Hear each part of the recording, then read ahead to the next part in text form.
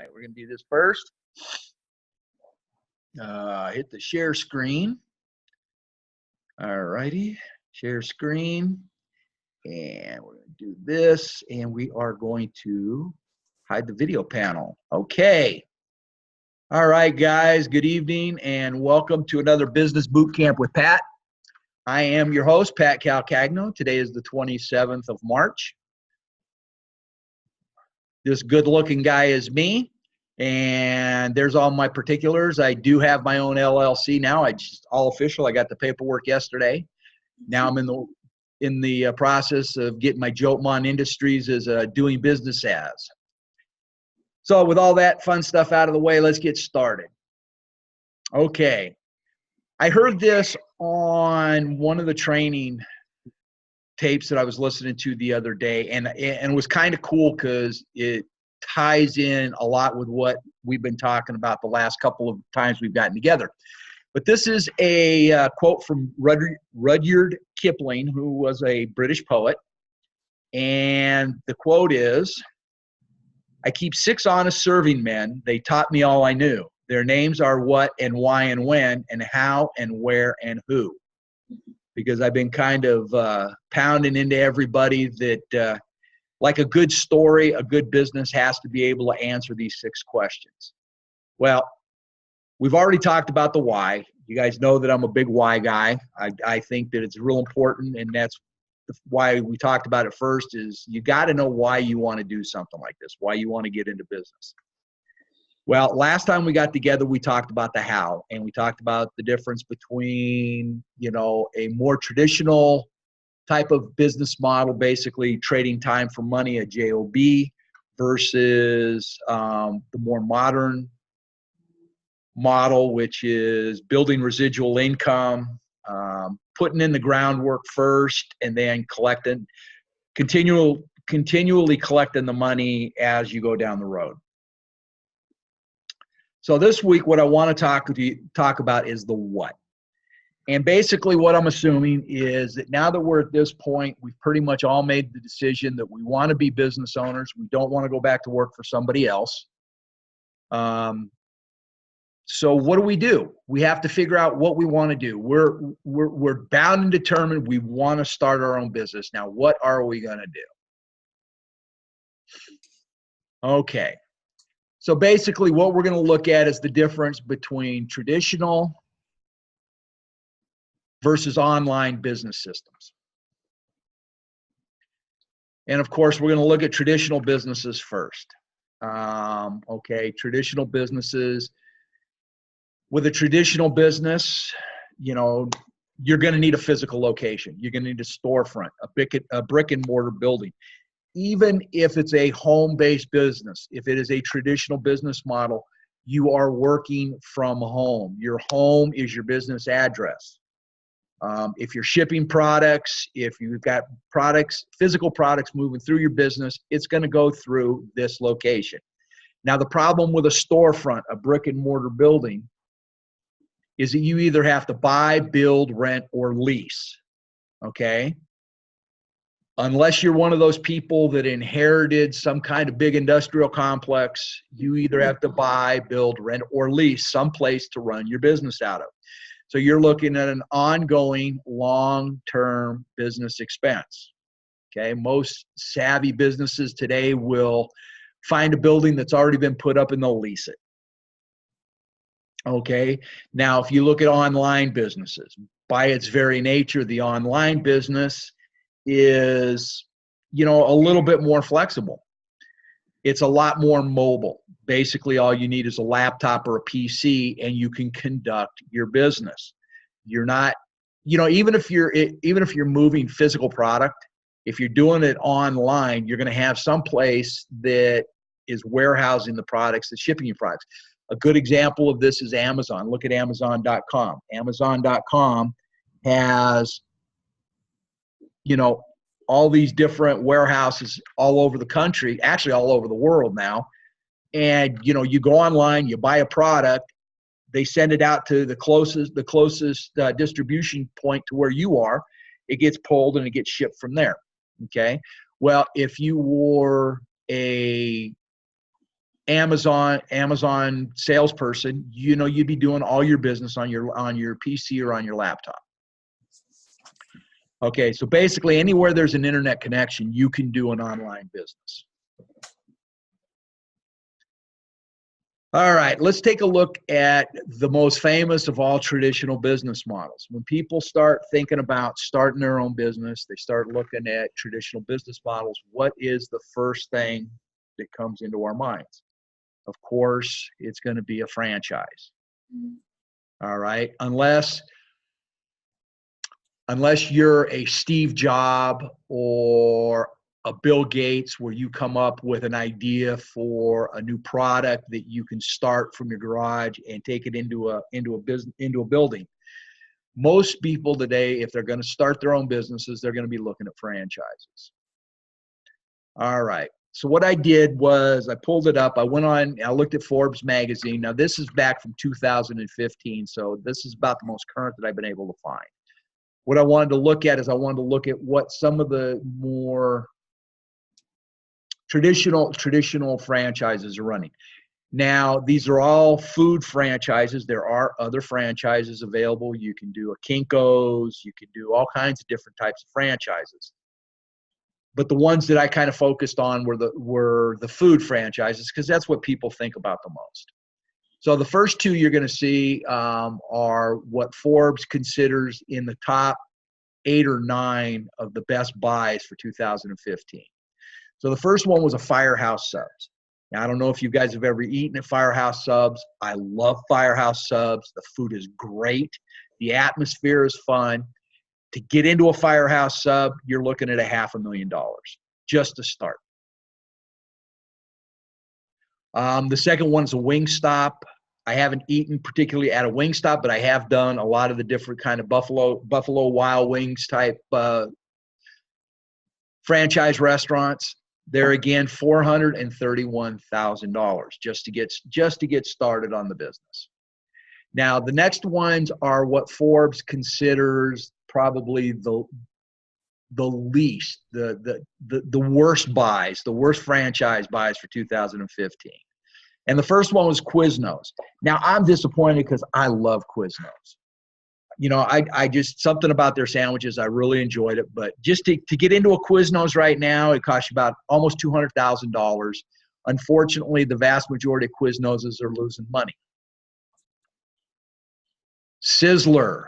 Okay, well, I'm not a big Sizzler fan. If I want a steak, I'll go to the store and I'll buy one and I'll cook it 100 times better than I'll ever get it at Sizzler, and about 1/3 of the cost. But just to get into a Sizzler is going to cost you $2.232 million. $2,232,000 to get into a Sizzler. Now you got to remember that the cost of these franchises includes the building and the property that they sit on, plus all the equipment, plus all the training and support that goes along with it. Bob's Big Boy. Now see, I grew up on Bob's Big Boy. Where I grew up, we actually had one in town. I love Bob's Big Boy. I didn't even know they were still around. But if you wanted to buy a Bob's Big Boy franchise in 2015, it would have cost you a cool $1.5 million. Okay? Just to kind of give you a little bit of background on franchises. From my personal experience, I went through culinary school. I've got a degree in culinary arts. I've got an associate's degree. I am a chef. And I had at one point thought about opening a gourmet food truck. They had just started allowing food trucks here in the Riverside area where I live. And I thought, wow, what a great opportunity. You know, get in on the ground floor, get something going, you know, nice gourmet food truck, you know, make a little bank. Well, after researching it, I found out that before anything else, before I could ever turn the gas on, before I could ever flip a burger, make a sandwich, whatever it was I was planning on cooking, would have cost me close to $450,000 just to start a food truck. Between the equipment, finding a place to park the truck at night, and paying for all the health licensing and city licenses that go along with it. $450,000. Unfortunately, well, fortunately, I did not have $450,000 to spend. So there again, I don't own a food truck. Okay. Now we'll get to the end. We get to the big boy. Okay. When you talk franchises, you can't talk franchises without talking about these guys. Mickey D's, the big boys, the heavy hitters in the franchise world. All right. Right now in 2015, the low end of a Mickey D's franchise was $1,003,000. Okay. You know, $1 million for a McDonald's franchise. Now, granted, Mickey D's, they make money. They all do. So, you know, I mean, it's almost like you're spending $1 million to buy a printing press. Okay. So traditional business models, you have a franchise, you got a high cost with no guarantee of success. You know, we were just talking about Mickey D's. I'm going to continue to talk about them for a second. Okay, in 2016, the franchise fees for McDonald's started at $1,003,000 and went as high as $2,228,000. Now, some interesting things about McDonald's is it's $500,000 up front. That's what they're looking for. They're not looking for you to go borrow $500,000. They want you to have liquid capital. They want you to have stocks, bonds. They want you to have the assets to prove you have $500,000 before they'll even talk to you about a franchise. Okay. Before anything else, you're going to pay a franchise fee of $45,000. Okay, that's your startup fee, $45,000. Interesting stat: if you're getting a new store, one that's brand new to the market, they're going to want 40% of the total cost up front.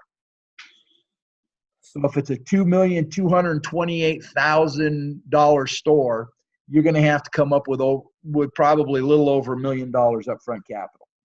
But the cool thing is, if you're buying a McDonald's that already exists, you only have to come up with 25%.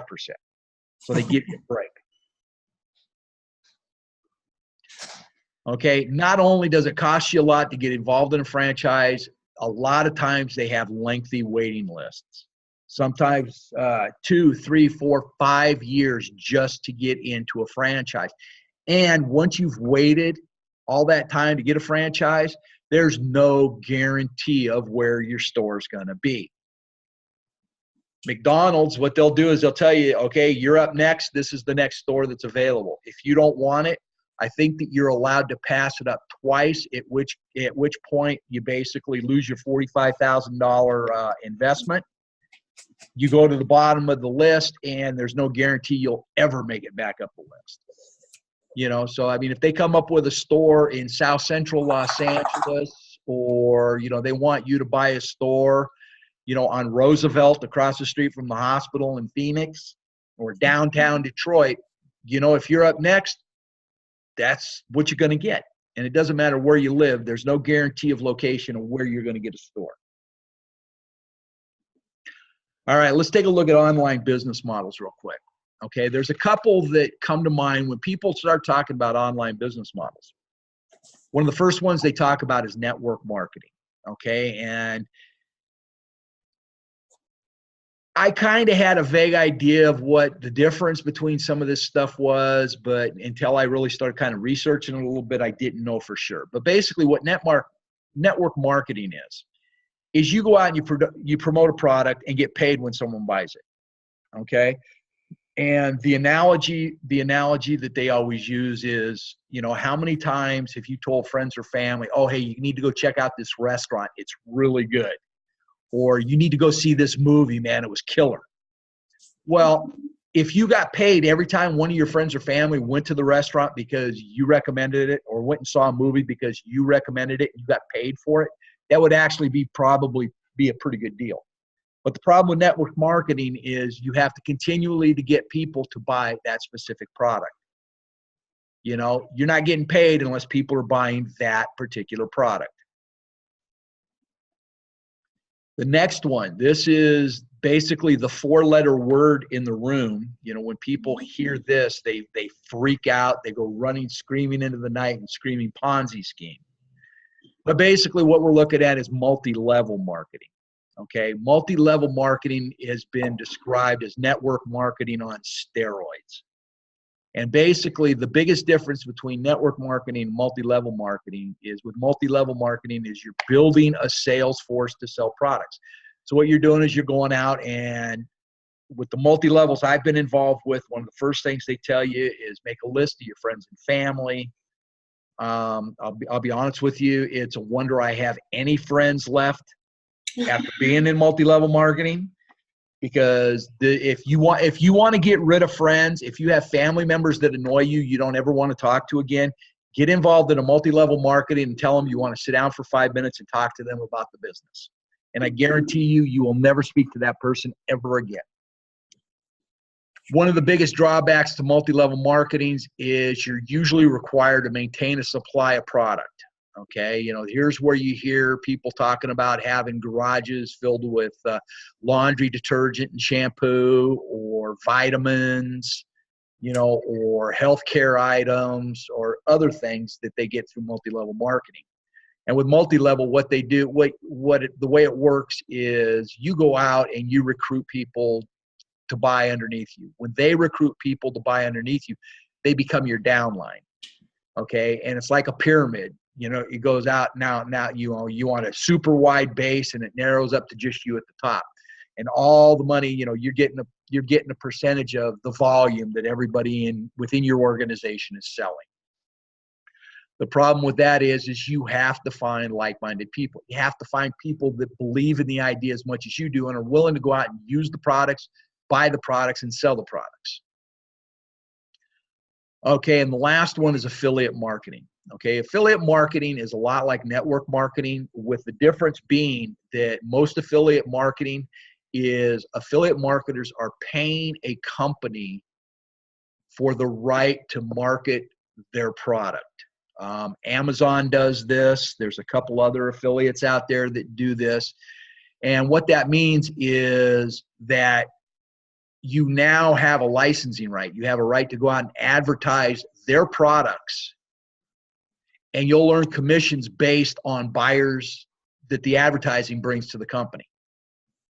So if you go out and you put out an ad that brings 1,000 people into Amazon, and out of that 1,000 people, 100 people buy because you brought them into Amazon, you're going to get a commission based on what they buy.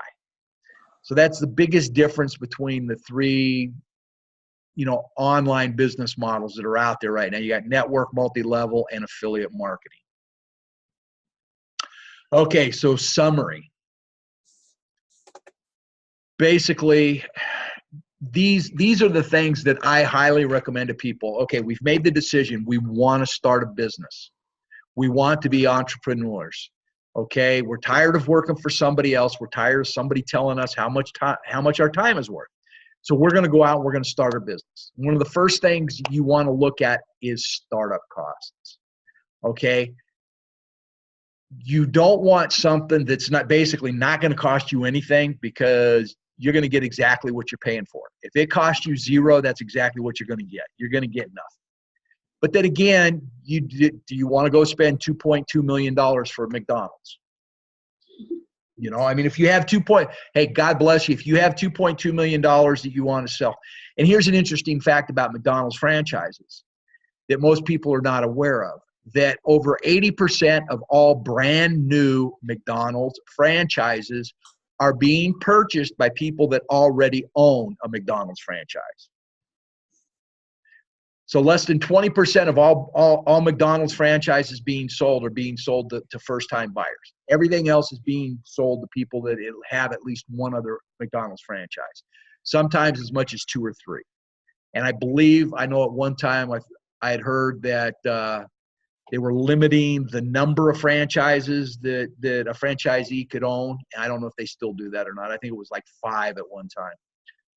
But I mean, $2.2 million, and if you can own 5 of them, hey, God bless you. All right. Second, is there a money-back guarantee? Do you get involved in this and 30 or 60 days down the road, you realize that this is definitely not what you want to do? Are you going to get your money back? You know, are you going to lose, you know, your initial franchise fee, your $45,000 to McDonald's if you decide you don't want to do this? or if you decide a better opportunity comes down the road. Okay, another thing you want to look at is the support. Now, out of all the franchises that I've talked about, the gold standard is McDonald's. They have McDonald's University. You buy a franchise, you get to go to school. They will teach you everything from mopping floors to mixing secret sauce. I mean, that's part of the benefits of buying a McDonald's franchise is you get, some of the best franchise support in the business. Okay, what's the company history look like? What's their track record? Has it been roller coasters? Has it been up and down? Do they have kind of a bad reputation within the market? Or if they only been around for a year or two, and it just seems to be the real hot thing at the moment. Okay, well, real hot things are kind of cool, but that's a crapshoot. You hear a lot of people talking about cyber currency right now, Bitcoin, Litecoin, that kind of stuff. It's a crapshoot. Do you put your money into that stuff and take a chance of losing it all, or do you want to go with something that's got a little bit more history to it? And then what you want to look at is how difficult is the business to actually do? How difficult is it to build? For me, we'll talk about MLMs for a second. The MLMs that I was involved in, I hated that what they wanted me to do was to walk up to some stranger at the gas station while I'm putting gas in my car and go, "Hey, that's a really cool looking car you're driving. By the way, here, you might want to listen to this audio tape because it talks about a business that I'm in. You look like a sharp guy. Are you interested in business?" Okay, come on. I don't want to do that. I don't mind talking to people about my business, but you know what? I don't want to have to go out and try to sweep people up off the street that are looking, to get involved in a business. So look at the business difficulty. How hard is it to get started? How hard is it to maintain? I probably would not be very good at buying a franchise that revolved around doing computer software, because I know absolutely nothing about computer software other than the fact that it costs me money to put it into my computer, and it usually causes my computer to act stupid. So, you have to look at things like that too. Okay. As we wrap it up, we're going to talk about our business boot camp book recommendations of the week. Of course, as always, since we're talking about franchises, it wouldn't be a book recommendation without talking about Ray Kroc's book, Grinding It Out, The Making of McDonald's. What I liked about this book was that he does talk about what his thinking was when he met the McDonald's brothers, and why he saw the potential of franchising. It also talks about kind of the struggles that he went through when he started his franchise, and how long it took him to really, really take off. Another decent book on business has Become a Franchise Owner by Joel Labava. I have not personally read this book, but I've heard some pretty good stuff about it. If you're serious about becoming a traditional business owner, becoming a franchise owner, you might want to take a look at this book, because he really talks about, some things that'll kind of cut the learning curve as it is. It says lowering risks, making money, and knowing what to do. And of course, the last one, Anthony Robbins, Awaken the Giant Within, Tony Robbins. It's not so much about marketing or business, but it is a great book on, self-awareness and pumping yourself up and getting in the right mindset. So anytime that I can recommend something by Tony Robbins, the guy, you look at what he's managed to accomplish, he's brilliant. So Anthony Robbins, Awaken the Giant, will be our last recommendation of the month. And as always, if you have any comments, critiques, criticisms, just want to say hi, you can drop me an email at pats21step@gmail.com. My Skype address is pcalcagno@student.rcc.edu. Since I'm no longer in school, I don't know how much longer I'm going to keep that email address, so that may change here before long. And if you want to look at some of these replays, they'll be up on my YouTube channel. Just type in Patrick Calcagno and you'll see my charming, smiling face up on YouTube. And as always, thank you much. That's pretty much it for the webinar for this week. And let's stop sharing. There we go. We'll go back to the video.